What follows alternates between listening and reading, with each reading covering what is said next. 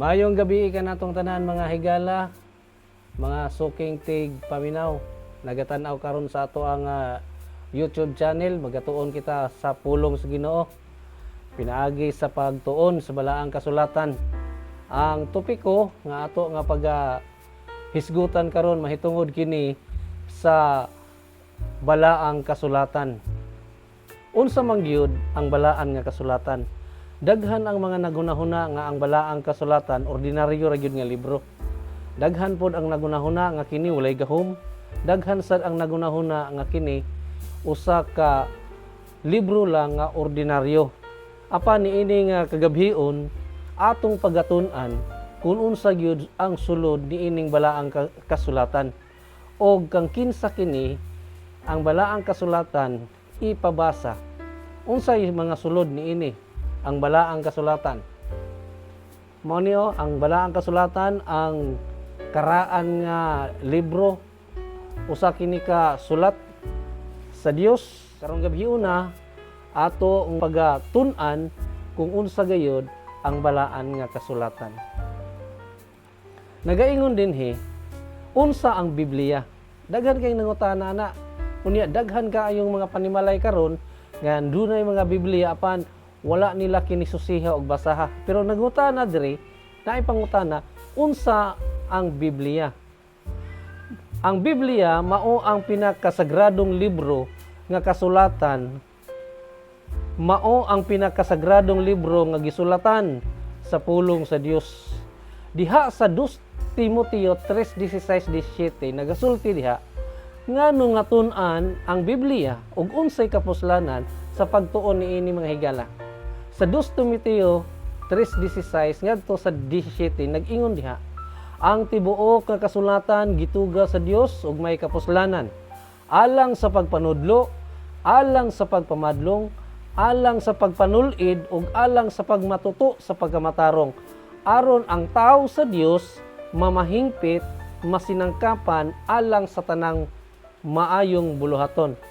Ang balaang kasulatan mga higala nagasulti diha sa 2 Timoteo 3:16 nagaingon nga ang tibuok kasulatan kini. Tibuok kasulatan gituga kini sa Dios ang dako nga kapuslanan niini alang sa pagpanudlo, alang sa pagpamadlong, alang sa pagpanulid ug alang sa pagpamatuto ngadto sa pagkamatarong. Kay ngano di ay mga higala kung magbasa di ay ta niining balaang kasulatan mahimo tang matarong ug mahimo tang hingpit. Kay nga naman, naa diri ang pagtudlo sa balaang kasulatan kung unsay angay buhaton sa tao aron siya magalakaw diha sa kamatuoran ug aduna siya'y maayo nga kinaiya.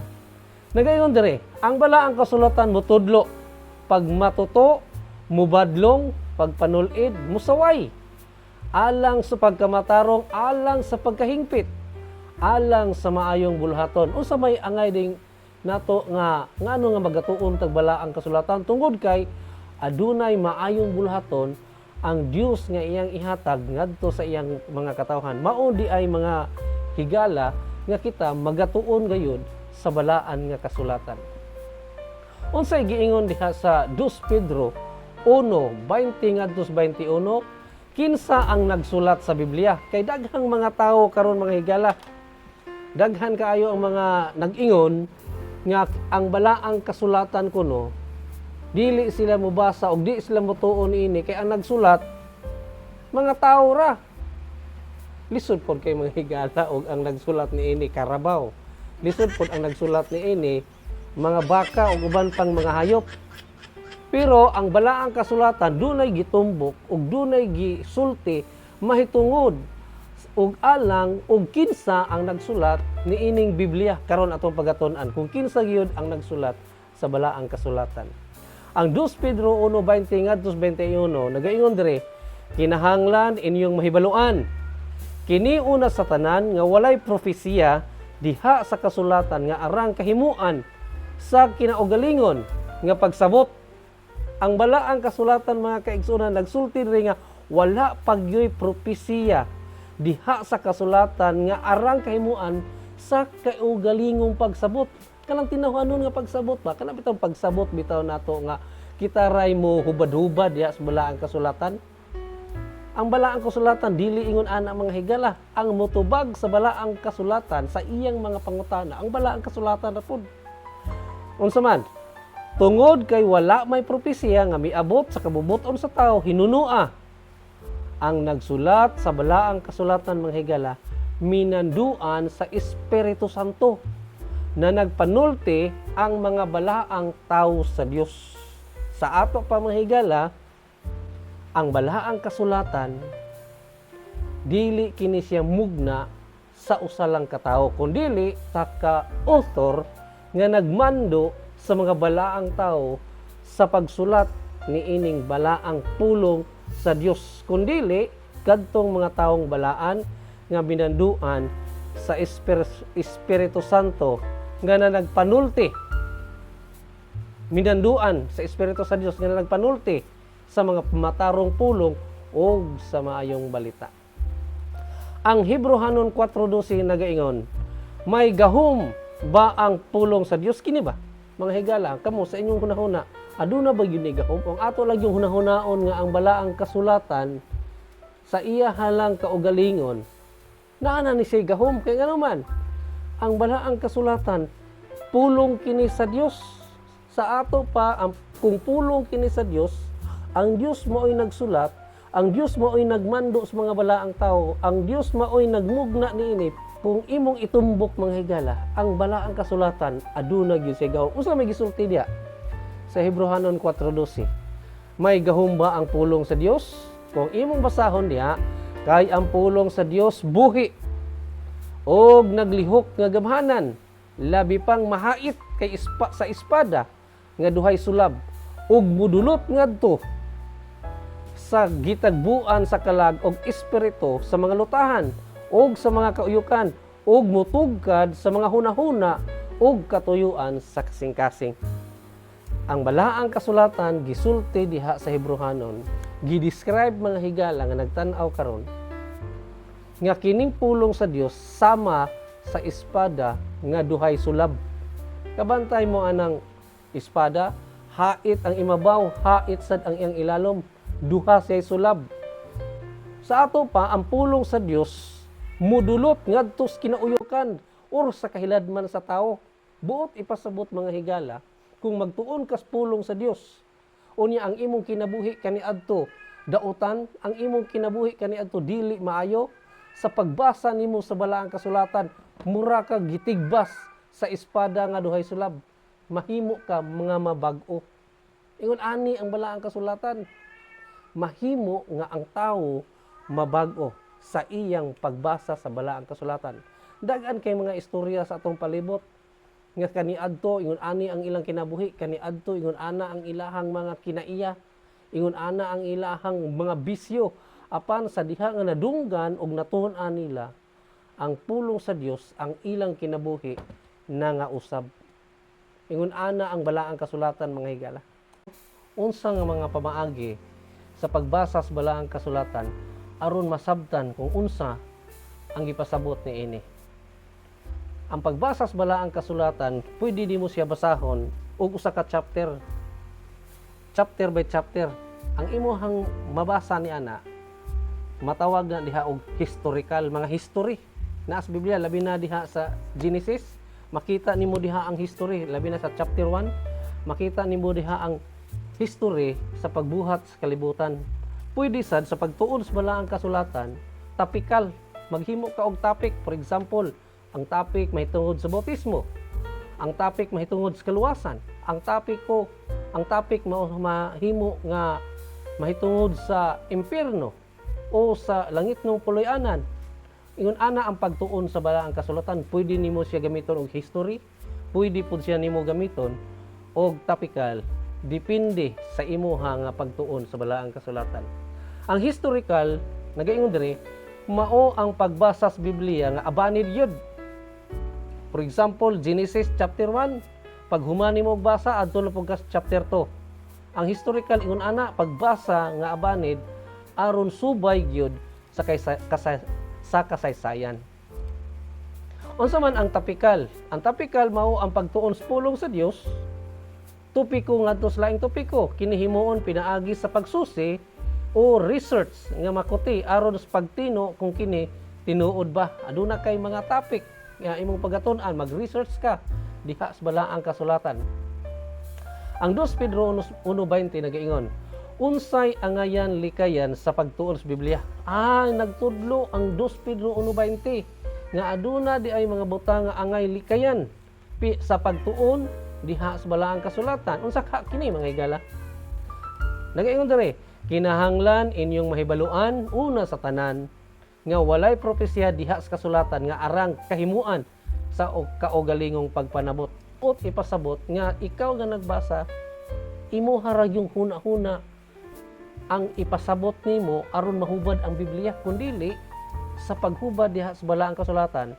Ang balaang kasulatan maoy motubag sa mga pangutana nga gusto nimong mahibal-an. Mao na diha sa 2 Pedro. Adunay 22,895 ka reliyon sa tibuok kalibutan. Nagisayunan ka ana 22,000 kapin nga reliyon sa tibuok kalibutan. Kini ba silang tanan husto? Kana sa 22,000 kabuok nga mga reliyon ba? Kana ba sila tanan husto? Kini ba silang tanan adunay pang huna-huna sa pagsabot sa balaang kasulatan?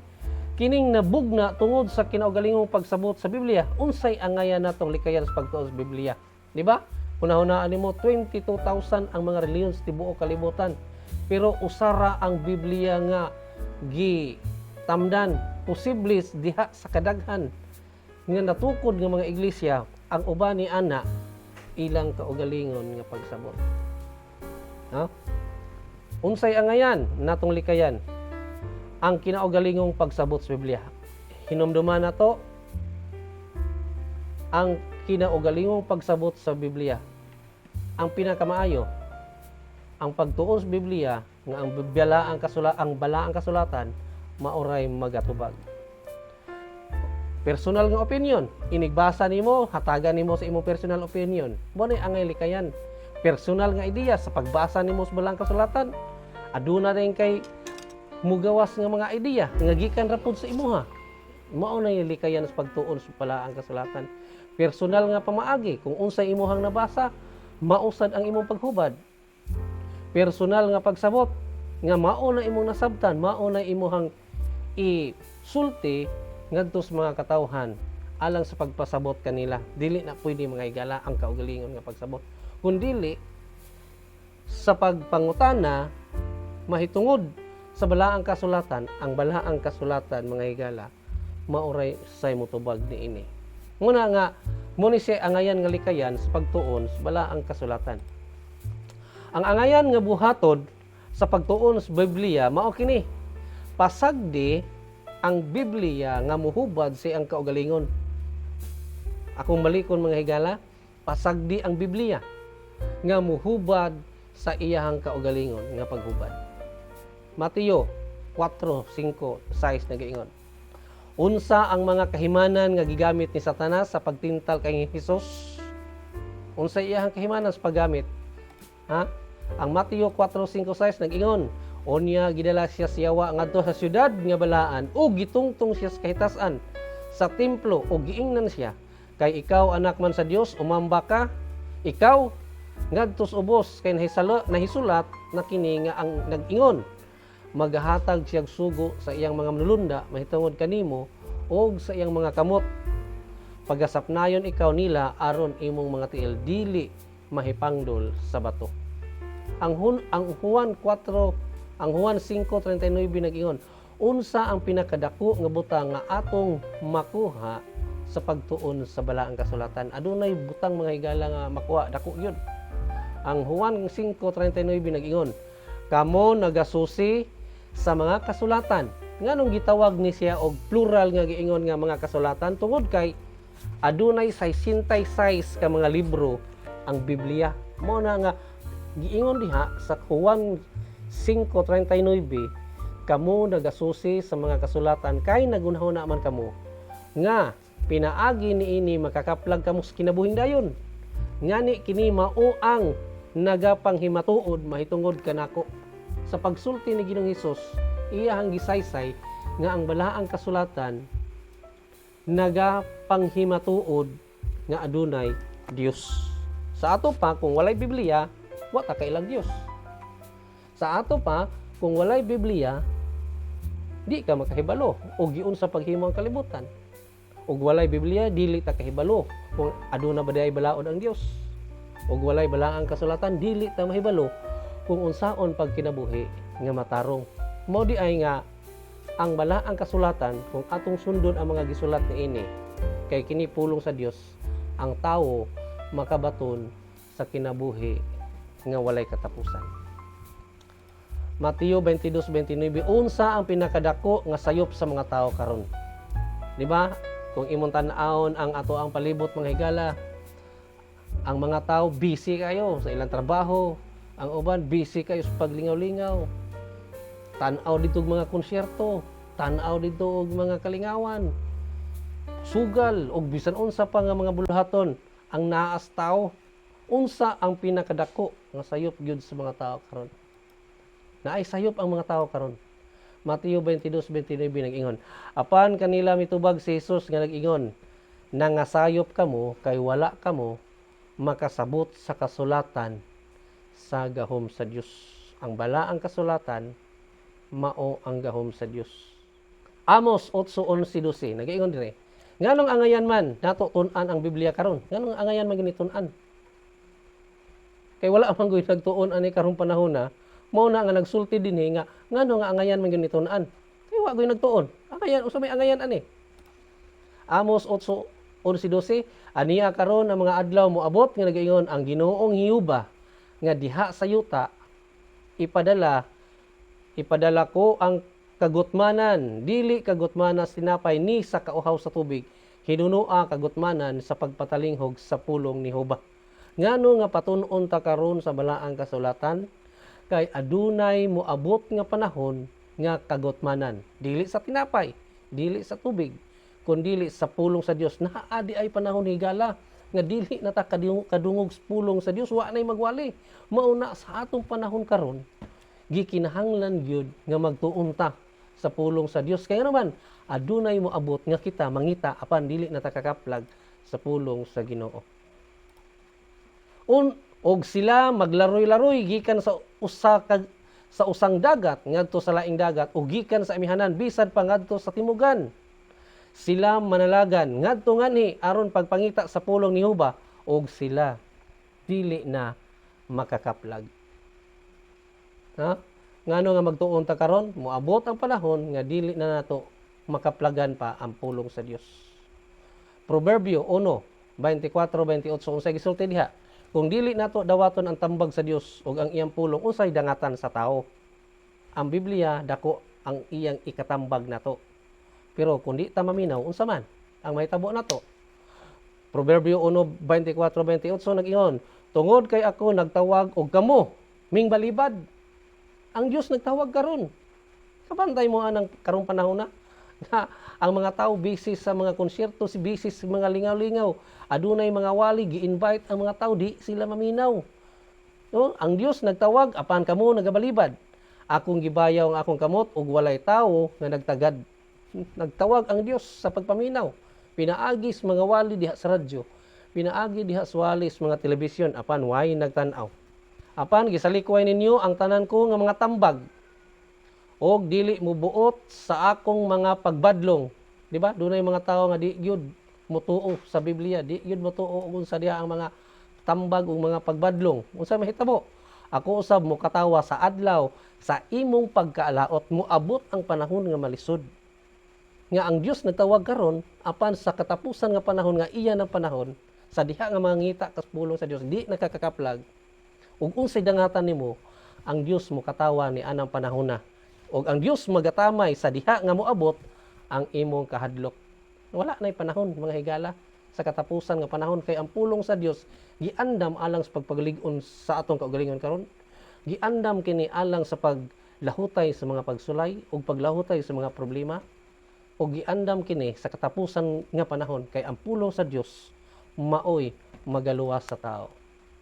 Sa diha nga moabot ang inyong kahadlok matod pa sa pagpadayon, sama sa usa ka bagyo ug moabot ang inyong pagkalaot, sama sa usa ka alimpulos, sa diha nga ang kasakit ug kaguol mudangat na kaninyo. Pag abot sa mga problema, moabot sa kasakit, dangop tas pulong sa Dios apan dili na nato makaplag. Karon nga panahon mga higala, maoy angay nga pagtuon sa balaang kasulatan. Unya, sila mosangpit kanako ingon ang Dios, apan ako dili na motubag. Sila mangita nga masing kamuton kanako apan sila dili na makakaplag kanako. Kaya nga naman moabot ang panahon nga dili na gyud ta makapaminaw pa sa pulo sa Dios. Pinadayag 1:3. Unsa ang giingon sa Dios kung imong tun-an ang iyang mga pulong sa Biblia? Sa iya giingon diha, bulahan ang tawo nga ngadto sa kapunungan magbasa sa mga pulong sa propesiya. Giingon diha sa balang giingon ang pinadayag, bulahan ang tawo nga magabasa sa mga pulong niini nga propesiya, og bulahan ang magpatalinghog, og bulahan pa gyud ang nagatuman sa tanang nahisulat niini kay ang panahon haduol na. Sa ato pa kung ato isulti og hatagan og dugang pagtagad ang kanang giingon nga bulahan, kung nasalain na nga term, jackpot, swerte ang magbasa, ang magpatalinghog ug ang mga nagtuman sa mga nahisulat niini. Kay nganuman gitagana kini alang sa katapusan nga panahon, sa katapusan nga mga kaguliyang sa kalibutan. Mga pahimangno, ang Yawa nagtinguha nga ikaw dili magpatalinghog sa pulong sa Biblia. Aron dili nimo masabtan ang kamatuoran, siya magagamit sa imong mga higala. Di ba? Higala, mingon ang mga higala. Lingaw-lingaw ta ay nanapulong sa Ginoo ay nasig pag Bible study, mga silingan, igsuon, ginikanan ug bisan pang mga pangulong reliyosong pundok, kini sila mao ang magaang ni kanimo sa dili pagtuon. Pero kung doon na kay focus sa imong kaugalingon, kung curious lang gyud ka nga imong pagatun-an ang pulong sa Dios, aduna kay makuha nga dako nga pagtulon-an. Sa dili pagtambong, di ba? Ang mga higala nato ayaw na panahon ron sa kalingawan, panahon ron sa mga lipay-lipay. Di ba? Ang mga higala nagsulti nato sa dili pagtambong, sa dili pagpatalinghog, sa dili pagtuon sa pulong sa Dios, pinaagis Biblia aron ikaw malingla og dili makaangkon sa kinabuhi nga walay katapusan. Ang Yawa naningkamot nga dili nato masabtan ang balaang kasulatan. Kaya nga naman, aron ta malingla. Kinsa ang malingla, ang wa kay balos kamatuoran. Kinsa ang mailad, kadtong wala makahibalo kung unsa ang naa sa sulod niini. Di ba kasagara kung kinsa tong dali nga maiskam, katong mga walay hanaw. Kinsa ang dali mailad, katong pong wa kahibalo nga nailad na sila. Kung naa ka sa pagtuon sa pulong sa Dios, dili yung ka mailad. Kaya nga naman, ginasulti na din hitanan ang gisulat sa Dios sa ato nga panahon nga dili gyud ta malinglan kay kini alang sa katapusan. Niini nga kagabihon or adlaw mga higala sa atong pagtuon sa balaang kasulatan, nagaawhag ang Dios nga kita magatuon gyud niini. Kay nga naman, moabot ang panahon nga gitagana sa Dios nga ang tanan nga makasugakod, ang tanan nga makabarog sa niini nga mga moabot nga mga problema og pagsulay og katapusan nga kaguliyang sa kalibutan kadtong mga tao nga kanunay nagatuon sa pulong sa Dios. Daghang salamat sa pagpaminaw og maayong adlaw kanatong tanan. Kung wala pa kamo ka-subscribe sa ato ang YouTube channel, palihog nga pwede nimo i-subscribe, dayon i-click ang atong notification bell aron sa sunod nga panahon ma-notify ka nga doon na po tayo mga mensahe nga maabot. Daghang salamat sa pagpaminaw mga higala.